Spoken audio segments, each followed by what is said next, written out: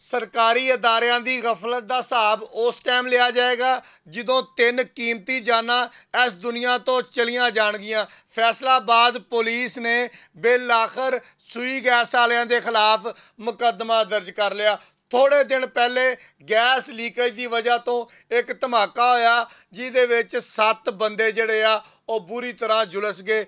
3 बंदे उहदे विचों इस दुनिया तो चले गए तो फिर साडे शहर की पुलिस जागी तो इन्हां दे खिलाफ मुकदमा दर्ज हो गया। मुकदमा भला की दर्ज होया कि एक हादसा होया, अचानक अग लगी ते बंदे मर गए। मैं जनाब इहदे विच तुहाडी भी दुरुस्तगी कर देवां ते सूई गैस वाले दी भी दुरुस्तगी कर देवां।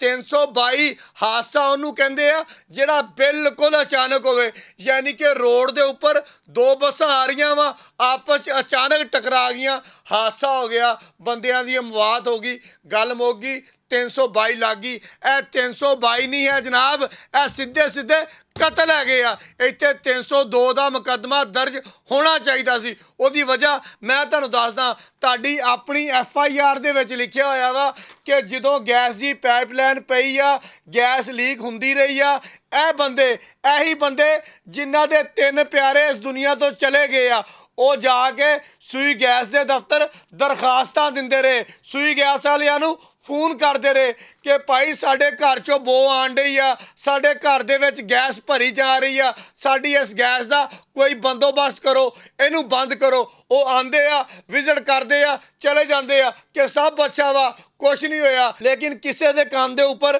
जूं जिहड़ी है ना वो भी तुरदी फिरदी सानू नज़र नहीं आई। बिल आखिर एडा वड्डा हादसा होया, 7 बंदे जख्मी हो गए, उन्हां दे विचों 3 बंदे इस दुनिया तो चले गए ते असीं मुकदमा दर्ज करते पे हाँ 322 का कि एक हादसा हैगा वा। वो भाई तुहानूं जाके दसदे पे हाँ कि इत्थों गैस लीक हो रही आ, तुसीं मन ही नहीं रहे इस गल नूं। फिर यह हादसा किद्दां हैगा वा, फिर एक कतल हैगा वा। हादसा अचानक हुंदा वा। जदों तुहानूं लवाहकीन ने आके शिकायत की कि इन्हां पैपां दे विचों गैस लीक हो रही आ, तुसीं ये गल करदे पे आ, पैप नवें पे आ, इन्हां दे विच गैस छड्डी नहीं, लीक किद्दां होण लग गई। फिर असीं इहनूं की कवांगे? गफलत नहीं कवांगे, हादसा नहीं कवांगे, बल्कि असीं कवांगे कि तुसीं जान बुझ के इस फैमिली दे 3 बंदियां नूं कतल करवाया वा। हुण मुकदमे लाने आ।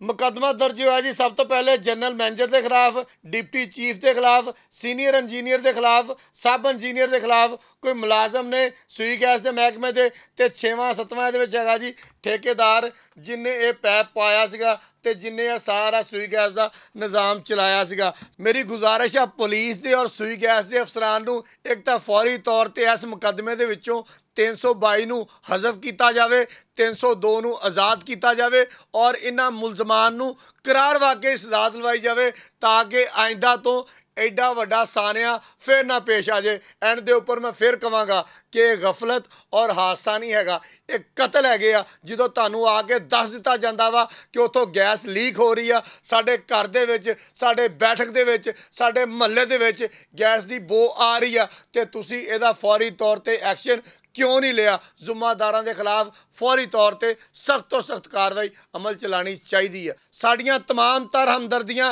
मकसूदाबाद के इस खानदान के नाल ने, एले महला के नाल ने। असीं देखिया वा कि राणा शहरयार जिहड़ा PP 116 का MP है, साडा भी वो दोस्त आ, उत्थे गया, उन्हें जाके उन्होंने सिरां दे उपर हथ रखिया। मैं राणा शहरयार साहब नूं कहांगा कि भाईजान आपां नूं भी गौर करन दी जरूरत आ। इहड़ा 322 का मुकदमा सानूं लॉलीपॉप दिता गया वा, इस कागज़ के टुकड़े की सानूं बिल्कुल जरूरत नहीं हैगी। अगर मुकदमा दर्ज होना वा तो 302 का होना वा, नहीं तो यह लॉलीपॉप भी वापस लै लिया जाए। बहुत शुक्रिया।